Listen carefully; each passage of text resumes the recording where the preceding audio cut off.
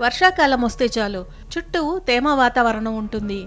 ఈ రకమైన వాతావరణం అనేక రకాల వైరస్లు, బ్యాక్టీరియా వృద్ధికి అనుకూలం.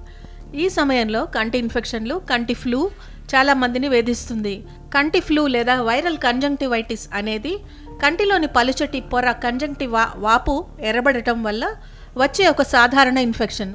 ఇది ఒక అంటువ్యాధి. ఈ సమస్య లక్షణాలు ఏంటంటే కంటి తెల్ల భాగం ఎర్రగా మారుతుంది.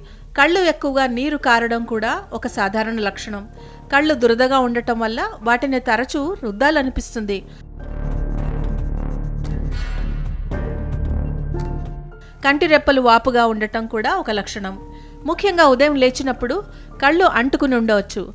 కాంతిని చూడడానికి కష్టపడుతున్నట్లు కనిపిస్తుంది. కంటి ఫ్లూ అనేది చాలా సులభంగా వ్యాపించే ఒక అంటువ్యాధి. ఇది సోకిన వ్యక్తి ఉపయోగించిన టవల్, బెడ్షీట్లు, కళ్లద్దాలు మొదలైన వాటిని ఇతరులు తాకితే వారికి కూడా కంటి ఫ్లూ సోకే అవకాశం ఉంటుంది. కొన్నిసార్లు కంటి ఫ్లూ వైరస్ గాలి ద్వారా కూడా వ్యాపిస్తుంది.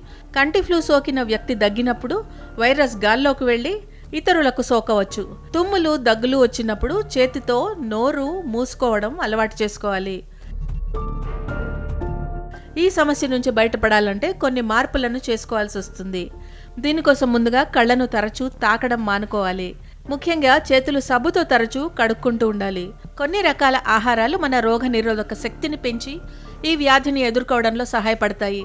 నారింజ పళ్ళు, నిమ్మకాయలు, స్ట్రాబెర్రీలు, కివీలు, బెల్ పెప్పర్స్ వంటివి ఈ లిస్టులో ఉన్నాయి.